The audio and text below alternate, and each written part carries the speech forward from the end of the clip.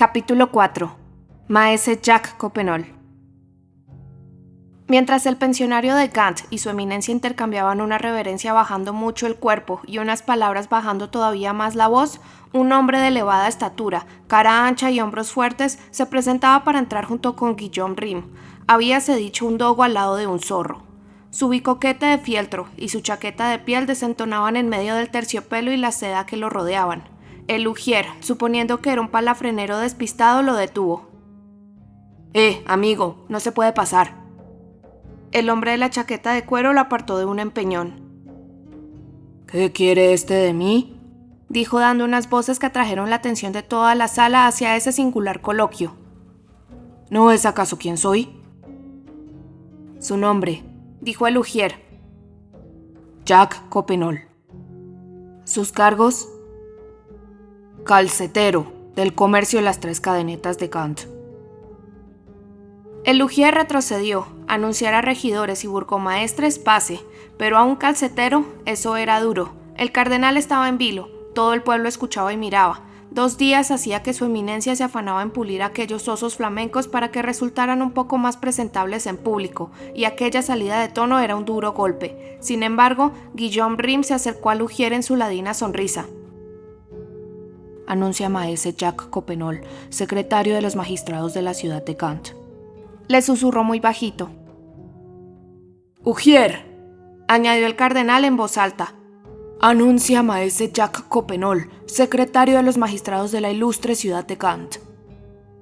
Aquello fue un error. Guillaume Rym, él solo, había sorteado la dificultad, pero Coppenole había oído al cardenal. Voto a Dios no, exclamó con su voz atronadora.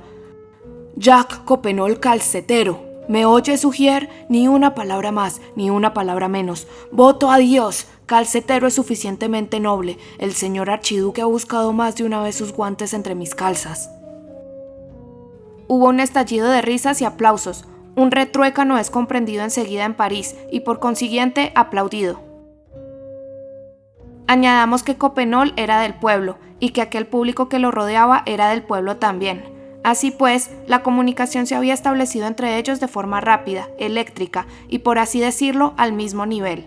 El altivo exabrupto del calcetero flamenco, al humillar a los cortesanos, había removido en todas las almas plebeyas cierto sentimiento de dignidad todavía vago e impreciso en el siglo XV. Ese calcetero que acababa de plantarle cara al señor cardenal era un igual. Reflexión asaz dulce para unos pobres diablos que estaban acostumbrados a guardar respeto y obediencia a los lacayos de los alguaciles del baile del abad de Santa Genoveva, caudatario del cardenal. Coppenole saludó orgullosamente a su eminencia, quien devolvió el saludo al todopoderoso burgués temido por Luis XI. Luego, mientras Guillaume Rym, hombre prudente y malicioso, como dice Philippe de Comines, lo seguía a los dos con una burlona sonrisa de superioridad. Se dirigieron cada uno a su sitio, el cardenal muy desconcertado e inquieto, Coppenole tranquilo y altanero, y sin duda pensando que, después de todo, su título de calcetero valía tanto como el que más, y que María de Borgoña, madre de esta Margarita, a la que Coppenole casaba aquel día, le habría temido menos como cardenal que como calcetero. Pues un cardenal no habría amotinado a los ganteses contra los favoritos de la hija de Carlos el Temerario. Un cardenal no habría alentado con una palabra a la muchedumbre contra sus lágrimas y sus ruegos, cuando la doncella de Flandes fue a suplicar a su pueblo por ellos hasta el pie del caldazo, mientras que el calcetero no había tenido más que levantar el brazo, enfundado en piel, para hacer rodar sus 2 cabezas, ilustrísimos señores Guy Gimbercourt y canciller Guillaume Hugonet. Mas no habían terminado los sinsabores para el pobre cardenal. Tenía que beber hasta las heces el cáliz de estar en tan mala compañía. Posiblemente el lector no haya olvidado al desvergonzado mendigo que se había agarrado desde el comienzo del prólogo a los flecos del estrado cardenalicio. La llegada de los ilustres invitados no le habían hecho en modo alguno soltarlos, y mientras prelados y embajadores se apretujaban en los asientos de la tribuna como auténticas sardinas flamencas en banasta, él se había acomodado y había cruzado audazmente las piernas sobre el arquitrabe. Era una demostración de insolencia infrecuente, y nadie había reparado en ella en un primer momento por estar centrada la atención en otras cosas. En lo que a él respecta, permanecía ajeno a lo que ocurría en la sala, balanceaba la cabeza con una despreocupación de napolitano, repitiendo de cuando en cuando entre el murmullo, como movido por una costumbre maquinal. Una caridad por lo que más quieran. Con toda probabilidad había sido el único de entre los asistentes que no se había dignado volver la cabeza al producirse el altercado entre Copenel y el ujier. Pues bien, quiso el azar que el maestro calcetero de Gant, con quien el pueblo simpatizaba ya tan vivamente y en quien todas las miradas estaban clavadas, fuera a sentarse precisamente en la primera fila del estrado, justo encima del mendigo. Y todo el mundo se quedó no poco asombrado al ver que el embajador flamenco, tras haber examinado al estrafalario personaje situado bajo sus ojos, ponía amistosamente una mano sobre su hombro cubierto de harapos. El mendigo se volvió. Hubo sorpresa, reconocimiento, alegría en los dos rostros, etc. Luego, sin preocuparse lo más mínimo de los espectadores, el calcetero y el maltrecho se pusieron a hablar en voz baja haciéndose las manos, mientras los andrajos de Cleopatra Le Faux, extendidos sobre el paño dorado del estrado, producían todo el efecto de un gusano reptando sobre una naranja. La novedad de esta singular escena provocó tal murmullo de entusiasmo y de jovialidad en la sala que el cardenal no tardó mucho en advertirlo. Se asomó un poco, y no pudiendo ver desde donde estaba, sino de un modo muy imperfecto la casaca ignominiosa de Trolefort, se imaginó, como es normal, que el mendigo estaba pidiendo limosna, e indignado por la audacia, exclamó: «Señor baile del palacio, arroja a ese bribón al río». «Voto a Dios, monseñor», dijo Coppenole sin soltar la mano de Clopin. «Pero si es amigo mío». «¡Bravo! ¡Bravo!», gritó la turba. A partir de ese momento, Maese Coppenole gozó en París, como en Gant, de gran crédito entre el pueblo, pues personas de semejante talla lo tienen cuando actúan con tal descomedimiento, dice Philippe de Comines. El cardenal se mordió los labios, se volvió hacia su vecino, el abad de Santa Genoveva, y le dijo a media voz: «Menudos embajadores nos envía el señor archiduque para anunciarnos a la princesa Margarita». «Su eminencia», le respondió el abad, «malgasta sus atenciones con estos gorrinos flamencos, margaritas anteporcos». «Más bien habría que decir», repuso el cardenal con una sonrisa, «porcos ante margaritam». La pequeña corte de sotanas al completo se extasió con el juego de palabras. El cardenal se sintió un poco aliviado. Había quedado en paz con Coppenole. Su retruécano también había sido aplaudido. Permítanos ahora, aquellos de nuestros lectores que poseen la capacidad de generalizar una imagen y una idea, como se dice en el estilo de hoy en día, preguntarles si se imaginan con toda claridad el espectáculo que ofrecía, en el momento en que llamamos su atención, el vasto paralelogramo de la gran sala del palacio.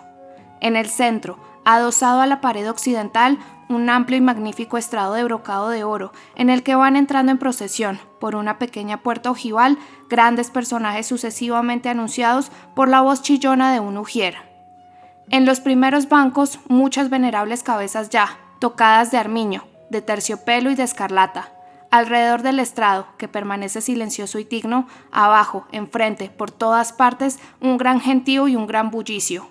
1000 miradas del pueblo sobre cada rostro del estrado, 1000 murmullos al sonar cada nombre. Ciertamente, el espectáculo es curioso y merece de sobra la atención de los espectadores.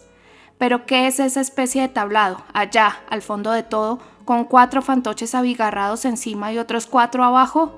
¿Quién es ese hombre con ropilla negra y pálido semblante que se encuentra junto al tablado? Ay, querido lector, es Pierre Gringoire y su prólogo. Todos nos habíamos olvidado por completo de él, y eso es precisamente lo que él temía. Desde el momento en que el cardenal había entrado, Gringoire no había parado de afanarse en salvar su prólogo. Primero había exhortado a los actores, que permanecían a la espera, a que continuaran y alzaran la voz. Después, viendo que nadie escuchaba, les había hecho callar, y desde que hacía ya un cuarto de hora se había producido la interrupción, no había parado de golpetear el suelo con el pie, de ir aquí para allá, de hacer partícipes de sus quejas a Gisquet y a Léonard, de animar a sus vecinos a prestar de nuevo atención al prólogo, todo ello en vano. Nadie apartaba los ojos del cardenal, de la embajada y del estrado, único centro de aquel vasto círculo de rayos visuales. Es de creer también, y lo decimos con pesar, que el prólogo empezaba a hartar ligeramente al auditorio, en el momento en que su eminencia había venido a desviar la atención de él de tan terrible manera. Después de todo, tanto en el estrado como en la mesa de mármol, el espectáculo era el mismo, el conflicto entre trabajo y clero, entre nobleza y mercancía. Y muchas personas preferían verlos lisa y llanamente vivir, respirar, actuar, codearse en carne y hueso, formando parte de esa embajada flamenca o de esa corte episcopal, bajo las vestiduras del cardenal o la chaqueta de Coppenole, que maquillados, emperifollados, hablando en verso y, por así decirlo, disecados bajo las túnicas amarillas y blancas con que los había disfrazado Gringoire. Sin embargo, cuando nuestro poeta vio un poco restablecida la calma, ideó una estratagema que habría podido salvar la situación. «Señor», dijo volviéndose hacia una de las personas que lo rodeaban, un hombre orondo de aspecto paciente. «¿Y si empezaran de nuevo?» «¿El qué?», preguntó el hombre. «Pues el misterio», contestó Gringoire. «Como les plazca», dijo el hombre. Esta semiaprobación fue suficiente para Gringoire, el cual, haciendo él mismo el trabajo, empezó a vociferar confundiéndose lo máximo posible con la muchedumbre. «¡Que vuelva a empezar el misterio! ¡Que vuelva a empezar!» «¡Demonios!», exclamó Joan de Molendino, pues Gringoire hacía ruido por 4. «¿Qué dicen allá abajo al fondo de todo? Amigos, ¿es que el misterio no ha terminado? Quieren volver a empezar, no es justo». «¡No, no!», gritaron todos los estudiantes. «¡Fuera el misterio, fuera!». Pero Gringoire se multiplicaba y gritaba más fuerte aún. ¡Empiecen otra vez! ¡Empiecen otra vez! Esas voces atrajeron la atención del cardenal. «Señor baile del palacio», le dijo a un hombre alto, vestido de negro, situado a unos pasos de él. ¿Acaso esos bellacos están metidos en una pila de agua bendita que arman ese estruendo infernal? El baile del palacio era algo así como un magistrado ambiguo, una especie de murciélago del orden judicial que tenía a la vez algo de rata y de pájaro, de juez y de soldado. El individuo se acercó a su eminencia y, no sin temer su enojo, le explicó balbuciendo el motivo de la falta de compostura popular, que las 12 habían llegado antes que su eminencia y que los comediantes se habían visto obligados a comenzar sin esperar a su eminencia. El cardenal rompió a reír. «A fe mía que el señor rector de la universidad debería haber hecho otro tanto. ¿Qué opina usted, maese Guillaume Rym?» «Monseñor», respondió Guillaume Rym, «démonos por satisfechos con habernos ahorrado la mitad de la comedia, eso que nos hemos encontrado». «¿Pueden entonces continuar su farsa esos tunantes?», preguntó el baile. «Continúen», dijo el cardenal. «A mí me da lo mismo. Mientras tanto, voy a leer mi brevario». El baile se acercó al borde del estrado y, tras imponer silencio haciendo un gesto con las manos, anunció: «Burgueses, villanos, habitantes todos, para satisfacer a los que quieren que la representación vuelva a empezar y a los que quieren que termine, su eminencia ordena que continúe». Ambas partes tuvieron que resignarse. Sin embargo, tanto el autor como el público guardaron por ello rencor al cardenal durante bastante tiempo.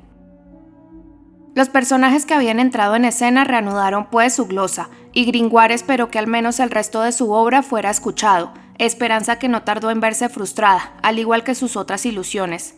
El silencio, en efecto, se había restablecido más o menos entre el público, pero Gringoire no había advertido que, en el momento en que el cardenal había dado la orden de continuar, el estrado se hallaba lejos de estar lleno, y que después de los enviados flamencos habían aparecido nuevos personajes que formaban parte del cortejo, cuyos nombres y cargos, lanzados a través de su diálogo por los gritos intermitentes de Lugier, producían unos estragos considerables. Imaginémonos, efectivamente, en plena representación de una obra de teatro, la voz de un ujier berreando entre dos rimas, cuando no entre dos hemistiquios, paréntesis como estos. «Maese Jacques Charmelot, procurador del rey en la jurisdicción eclesiástica. Jean de Harlay, escudero, guarda del cargo de caballero de la guardia de noche de la ciudad de París.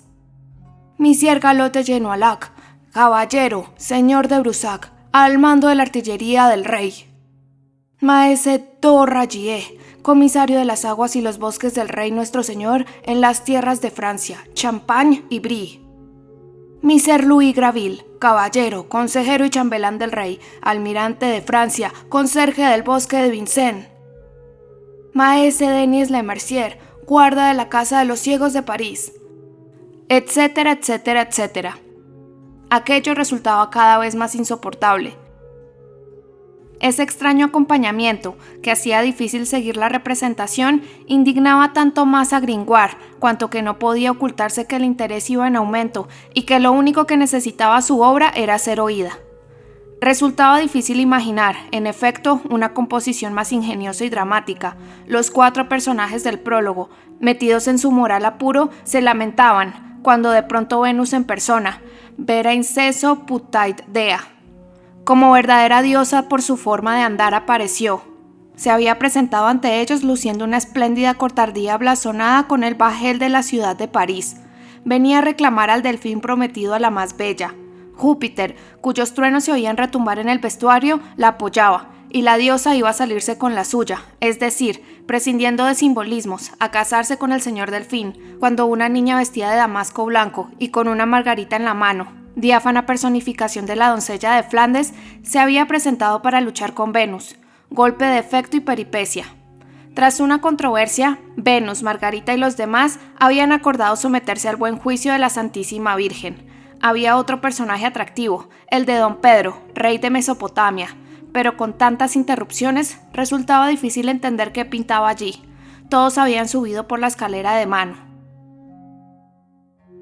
Pero la cosa ya no tenía arreglo. Ninguno de estos atractivos de la obra era oído ni entendido. Se habría dicho que, al entrar el cardenal, ni un hilo invisible y mágico habría tirado de todas las miradas desde la mesa de mármol hasta el estrado, desde el extremo meridional de la sala hasta el lado occidental. Nada podía deshacer el hechizo al que se hallaba sometida la audiencia. Todos los ojos seguían clavados allí, y los recién llegados, sus malditos nombres, sus rostros y sus ropajes eran una diversión continua. Era desolador.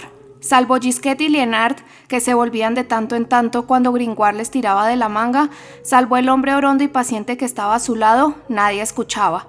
Nadie miraba de frente la pobre moralidad abandonada. Gringoire solo veía perfiles. Con cuánta amargura veía derrumbarse pieza a pieza todo su andamiaje de gloria y de poesía, y pensar que aquel pueblo, impaciente por escuchar su obra, había estado a punto de rebelarse contra el señor Bayle, y ahora que lo había conseguido, no le hacía ni caso. Una representación que había comenzado con tan unánime aclamación, y pensar que habían estado a punto de colgar a los alguaciles del baile, que no habría dado él por hallarse todavía en esos dulces momentos. Con todo, el brutal monólogo de Lugier cesó, todo el mundo había llegado, y Gringoire respiró. Los actores continuaban valientemente, mas hete aquí que maese Coppenole, el calcetero, se levanta de pronto, y Gringoire le oye pronunciar, en medio de la tensión universal, esta abominable arenga. Señores burgueses e hidalgos de París, no sé qué hacemos aquí, voto a Dios. Veo allá, en aquella esquina, en aquel tablado, a unas personas que parece que quieren pegarse. Ignoro si eso es lo que ustedes llaman un misterio, pero no tiene nada de divertido. Pelean con la palabra y nada más. Hace un cuarto de hora que espero el primer golpe, pero no llega. Son unos cobardes que solo se hieren con insultos. Tendrían que haber hecho venir a luchadores de Londres o de Rotterdam. Eso habría sido magnífico. Habrían visto puñetazos que se habrían oído desde la plaza, pero estos dan pena. Deberían ofrecernos al menos una danza mora o alguna mojicanga. Esto no es lo que me habían dicho a mí. Me habían prometido una fiesta de locos con elección de papa incluida. Nosotros también tenemos nuestro papa de locos en Gant, y en eso, voto a Dios, no nos quedamos atrás. Pero voy a contarles cómo lo hacemos. Nos reunimos un buen gentío como aquí. Luego, por turno, cada uno va a meter la cabeza por un agujero y hace una mueca a los demás. El que hace la mueca más fea es elegido papa por aclamación unánime. Así es como lo hacemos, y es muy divertido. ¿Quieren que elijamos a su papa a la manera de mi país? Siempre será menos pesado que escuchar a esos charlatanes, y si también quieren ellos venir a hacer una mueca, participarán en el juego. ¿Qué me dicen, señores burgueses? Hay aquí una muestra suficientemente grotesca de los dos sexos para reírnos a la flamenca, y bastantes caras feas para esperar una bonita mueca. Gringoire hubiera querido contestar, pero el estupor, la cólera y la indignación lo dejaron sin habla. Por lo demás, la propuesta del popular calcetero fue acogida con tal entusiasmo por aquellos burgueses, halagados porque los llamaran hidalgos, que toda resistencia era inútil. No había más remedio que dejarse arrastrar por la corriente. Gringoire se tapó la cara con las manos, dado que no tenía la fortuna de disponer de un manto para taparse, como el de Agamenón de Timantes, la cabeza entera. Capítulo 5.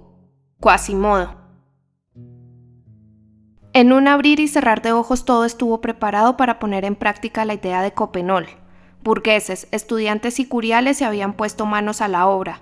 La pequeña capilla que se hallaba frente a la mesa de mármol fue elegida como escenario de las muecas.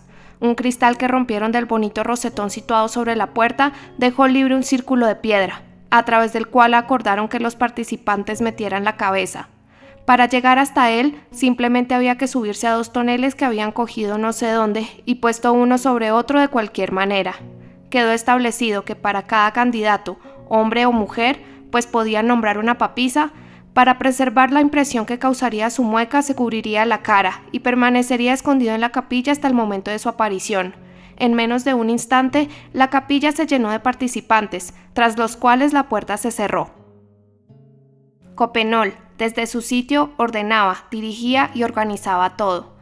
En plena baruanda, el cardenal, tan desconcertado como Gringoire, so pretexto de supuestos quehaceres y vísperas, se había retirado con todo su séquito sin que aquella muchedumbre, a la que su llegada había agitado tan vivamente, se conmoviera lo más mínimo por su partida.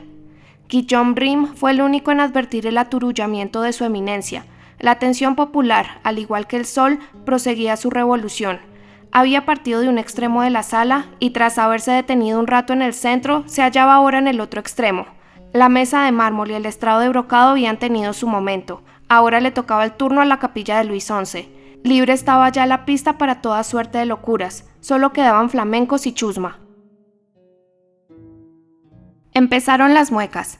La primera cara que apareció en la lucera, con los párpados enrojecidos, la boca ferozmente abierta y la frente tan arrugada como nuestras botas de estilo husar del imperio, provocó unas risas tan inextinguibles que Homero hubiera tomado a todos aquellos villanos por dioses. Sin embargo, la gran sala era cualquier cosa menos el Olimpo, y el pobre Júpiter de Gringoire lo sabía mejor que nadie. Una segunda mueca y una tercera siguieron, luego otra más, y las risas y los brincos de alegría no paraban de ir en aumento. Había en ese espectáculo un extraño vértigo, un extraño poder embriagador y de fascinación que resultaría difícil transmitir al lector de nuestros días y de nuestros salones.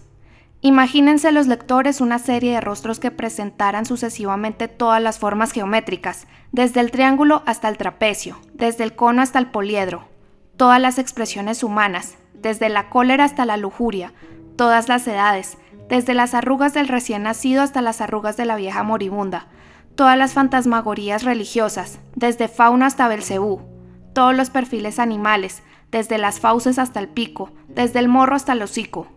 Represéntese todos los mascarones del Pont Neuf, esas pesadillas petrificadas por las manos de Germain Pilon, cobrando vida y aliento y acercándose uno a uno para mirarles a la cara con ojos ardientes. Todas las máscaras del carnaval de Venecia sucediéndose ante sus anteojos. En una palabra, un caleidoscopio humano. Aquella orgía era cada vez más propiamente flamenca. Un cuadro de Teniers nos daría aún una idea harto imperfecta. Imaginemos más bien, en auténtica bacanal, una de las batallas pintadas por Salvador Rosa. Allí no quedaban ya ni estudiantes, ni embajadores, ni burgueses, ni hombres, ni mujeres. No había ya ningún Clopantro Le Faux, ni Gilles Le Cornu, ni Marie Catherlif, ni Robin Possepon. Todo se borraba en el libertinaje colectivo. La gran sala no era sino un inmenso horno de desvergüenza y jovialidad, en donde cada boca era un grito, cada ojo un destello de luz, cada rostro una mueca y cada individuo una postura. Todo allí gritaba y rugía. Los extraños rostros que llegaban, uno tras otro, al rosetón a hacer sus muecas, eran como teas encendidas, echadas en aquel enorme brasero que era la sala. Y todo aquel gentío en efervescencia subía como el vapor de un horno, un rumor agrio, agudo, duro y silbante como las alas de un moscardón. ¡Ah, maldición! ¡Mira esa cara! No vale nada. ¡Otra! ¡Otra! Guillemet Marquepuy, mira ese morro de toro, solo le faltan los cuernos, así que no es tu marido. ¡Otra! Por la barriga del papa, ¿qué mueca es esa? Hola, hola, eso es trampa, solo hay que enseñar la cara. Esa maldita Perret Colebot es muy capaz de eso. ¡Bravo! ¡Bravo! ¡Ay, que me ahogo! Ese no puede meter las orejas por el agujero. Etcétera, etcétera. Es preciso hacer justicia, sin embargo, a nuestro amigo Jean. En medio de aquel pandemonium se le distinguía aún en el alto del pilar, cual grumete encaramado en la gavia. Se revolvía con una furia increíble, tenía la boca desmesuradamente abierta y de ella escapaba un grito que no se oía, no porque quedase cubierto por el clamor general, por intenso que éste fuera, sino porque sin duda traspasaba el límite de los sonidos agudos perceptibles, las 12.000 vibraciones de Sabor o las 8.000 de Biot. En cuanto a Gringoire, pasada la primera reacción de abatimiento, había recuperado el dominio de sí mismo y había desafiado a la adversidad. «Continúen», había dicho por tercera vez a sus comediantes, máquinas parlantes. Y mientras se paseaba dando zancadas por delante de la mesa de mármol, le asaltaba el deseo de aparecer también en la lucera de la capilla, aunque solo fuera para darse el gusto de hacerle una mueca a ese pueblo ingrato. No, eso no sería digno de nosotros. Nada de venganza. Luchemos hasta el final. Se repetía.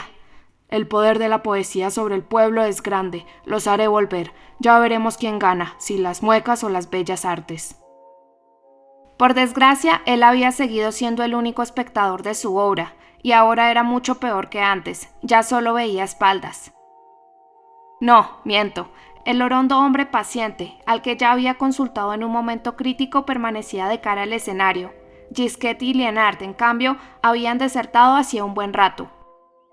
A Gringoire le llegó a lo más profundo del alma la fidelidad de su único espectador. Se acercó a él y le dirigió la palabra haciéndole del brazo para zarandearlo ligeramente, pues el pobre hombre, apoyado en la balustrada, estaba dormitando. «Señor», dijo Gringoire, «muchas gracias». «¿De qué?», contestó el hombre orondo bostezando. «Me doy cuenta perfectamente de que le molesta», respondió el poeta. «Todo ese ruido es lo que le impide escuchar a gusto, pero no se preocupe, su nombre pasará a la posteridad. Por favor, ¿cómo se llama?» «Renaud Chateau, guardasellos del chalet de París, para servirle». «Señor, es el único representante de las musas en esta sala», dijo Gringoire. «Me hace demasiado favor, señor», repuso el guardasellos del Châtelet. «Es el único que ha escuchado la obra como es debido», prosiguió Gringoire. «¿Qué le parece?» «Pues en realidad bastante entretenida», respondió el orondo magistrado ya medio despierto. Gringoire tuvo que conformarse con ese elogio, pues una tormenta de aplausos, unida a una prodigiosa aclamación, interrumpió de golpe su diálogo. Habían elegido al Papa de los Locos. «¡Viva! ¡Viva! ¡Viva!», gritaba el pueblo desde todas partes. Era una maravillosa mueca, en efecto, la que resplandecía en ese momento en el agujero del rosetón, después de todas las caras pentagonales, hexagonales y heteróclitas que se habían sucedido en la lucera, sin hacer realidad ese ideal de lo grotesco formado en las imaginaciones exaltadas por la orgía. Hacía falta para ganar como mínimo la mueca sublime que acababa de deslumbrar a la asamblea. El propio maese Coppenole aplaudió, y Clopin Lefort, que había competido, y Dios sabe la cota de fealdad que podía alcanzar su rostro, se declaró vencido. Nosotros haremos lo mismo. No intentaremos que el lector se haga una idea de aquella nariz tetraédrica, de aquella boca en forma de herradura, de aquel ojillo izquierdo obstruido por una enmarañada ceja pelirroja, mientras que el derecho desaparecía por completo bajo una enorme verruga, de aquellos dientes desordenados con los bordes desportillados, como las almenas de una fortaleza, de aquel labio calloso sobre el que uno de esos dientes se sobreponía como el colmillo de un elefante, de aquel mentón hendido y sobre todo de la fisonomía extendida sobre todo eso, de esa mezcla de malicia, asombro y tristeza. Imagínese, si ello es posible, ese conjunto. La aclamación fue unánime. Todos se precipitaron hacia la capilla y sacaron a hombros al bienaventurado Papa de los Locos, pero fue entonces cuando la sorpresa y la admiración llegaron a su cenit. La mueca era su rostro. O más bien toda su persona era una mueca, una voluminosa cabeza erizada de pelos rojos, entre los hombros, una joroba enorme que le deformaba también el pecho, un sistema de muslos y piernas tan extrañamente desviados que solo podían tocarse por las rodillas, y vistos de frente parecían dos hoces unidas por el mango. Unos pies anchísimos y unas manos monstruosas, y con toda esa deformidad, cierto aspecto temible de vigor, de agilidad y de coraje. Una rara excepción de la regla eterna según la cual la fuerza, como la belleza, es resultado de la armonía. Así era el papa que acababan de elegir los locos. Parecía un gigante roto y mal soldado.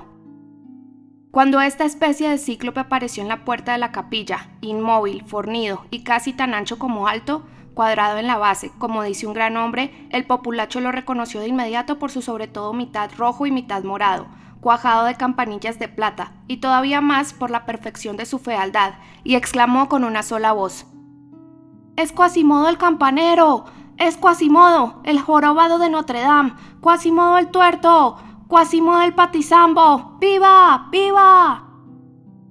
El pobre diablo, ya se ve, tenía sobrenombres para dar y vender.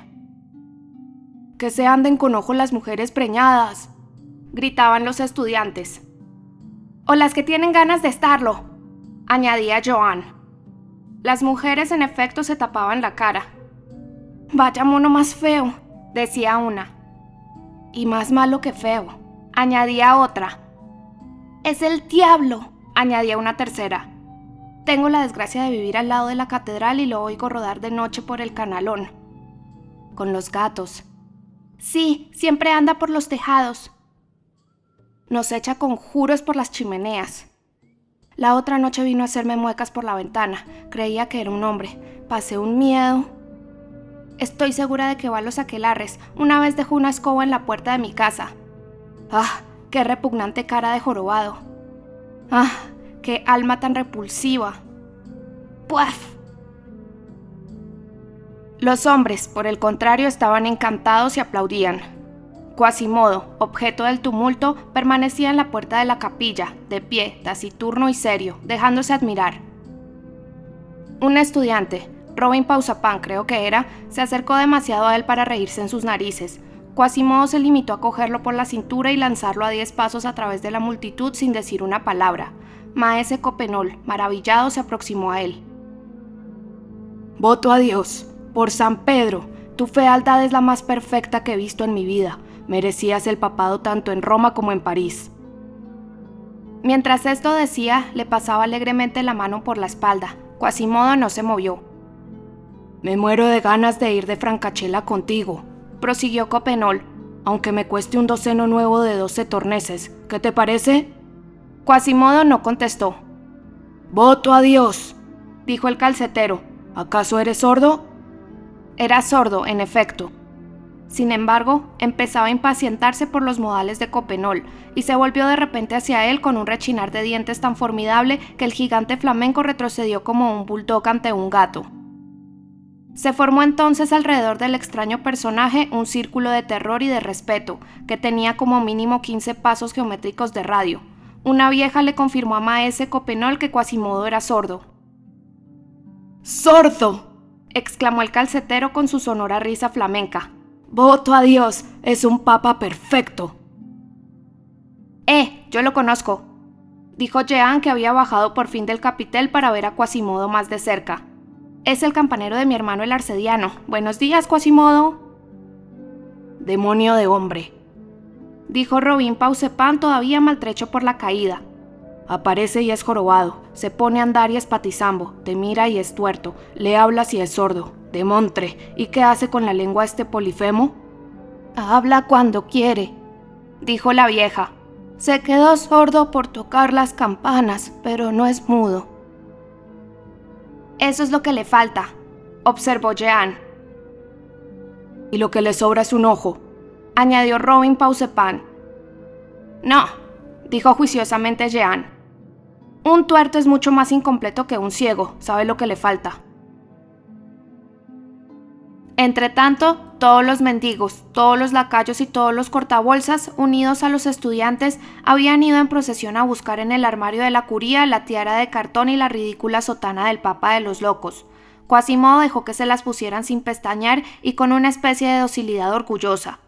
Después le hicieron sentarse en unas abigarradas andas. 12 oficiales de la cofradía de los locos las levantaron y las cargaron sobre los hombros, y una suerte de alegría amarga y despreciativa apareció en la cara triste del cíclope al ver bajo sus pies deformes todas aquellas cabezas de hombres apuestos, erguidos y bien hechos. Después, la procesión vociferante y andrajosa se puso en marcha para hacer, siguiendo la costumbre, el recorrido interior por las galerías del palacio antes del paseo por calles y callejas. Capítulo 6. Esmeralda. Nos complace tener que informar a nuestros lectores de que durante toda esta escena, Gringoire y su obra habían resistido. Los actores, espoleados por él, no habían dejado de recitar su texto, y él no había dejado de escucharlo. Se había resignado al griterío y estaba decidido a llegar hasta el final, confiando en recuperar la atención del público. Ese destello de esperanza se reavivó al ver a Quasimodo, Coppenole y el cortejo ensordecedor del Papa de los Locos salir con un gran estruendo de la sala. La muchedumbre se precipitó en tropel tras ellos. «Bueno», se dijo, «por fin se van todos los alborotadores». Desgraciadamente, los alborotadores eran el público. En un abrir y cerrar de ojos, la gran sala se quedó vacía. A decir verdad, todavía quedaban algunos espectadores, unos dispersos, otros agrupados alrededor de los pilares, mujeres, viejos o niños, cansados de la batola y del tumulto. Algunos estudiantes habían permanecido a caballo en el entablamento de las ventanas y miraban hacia la plaza. En fin, pensó Gringoire, todavía quedan suficientes para escuchar el final del misterio. Son pocos, pero es un público selecto, un público culto. Al cabo de un instante, una sinfonía que debía producir un gran efecto a la llegada de la Santísima Virgen no sonó. Gringoire se percató de que la procesión del Papa de los Locos se había llevado su música. «No importa, continúa», dijo estoicamente. Se acercó a un grupo de burgueses que, según le pareció, hablaban de su obra. He aquí el fragmento de conversación que pilló al vuelo. «¿Conoces, maese Chenetot, el palacete de Navarra que era del señor de Nemours?» «Sí, justo enfrente de la capilla de Braque». «Pues bien, el fisco acaba de alquilárselo a Guillaume Alexandre, historiador, por 6 libras y 8 sueldos parisienses al año». «¿Cómo suben los alquileres?» «Bueno», se dijo Gringoire suspirando, «los demás sí que escuchan». «¡Compañeros!», gritó de pronto uno de los bribones de las ventanas. «¡Esmeralda! ¡Esmeralda está en la plaza!». Esta palabra produjo un efecto mágico.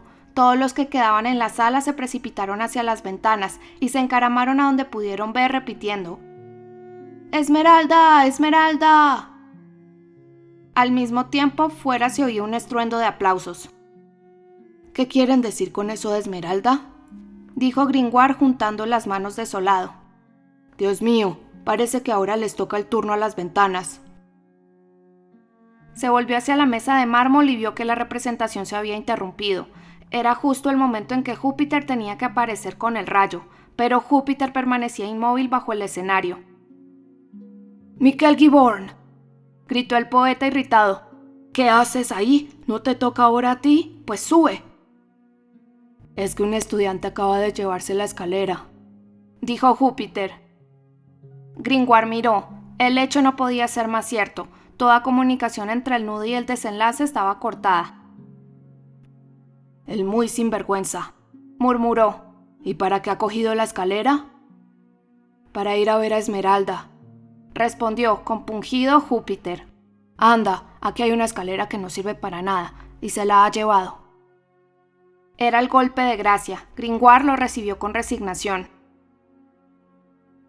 «Que el diablo se los lleve», dijo a los comediantes. «y si me pagan, les pagaré». Entonces se retiró, con la cabeza gacha pero el último de todos, como un general que ha luchado valientemente. Y mientras bajaba las tortuosas escaleras del palacio mascullaba entre dientes: «Menuda recua de asnos y cernícalos estos parisienses. Vienen a ver un misterio y no le prestan ninguna atención. Han estado pendientes de todo el mundo. De Clopantro Lefort, del cardenal, de Coppenole, de Quasimodo, del mismísimo diablo, pero de la Virgen María ni por asomo. Si lo llego a saber, Vírgenes Marías les habría dado yo, papanatas, por no hablar de mí. Venir para ver caras y no ver más que espaldas, ser poeta y tener el éxito de un boticario. Cierto es que Homero mendigó por las aldeas griegas y que Nazón murió exiliado entre los moscovitas. Pero que me aspen si entiendo lo que quieren decir con eso de esmeralda. Para empezar, ¿qué significa esa palabra? Suena egipcio.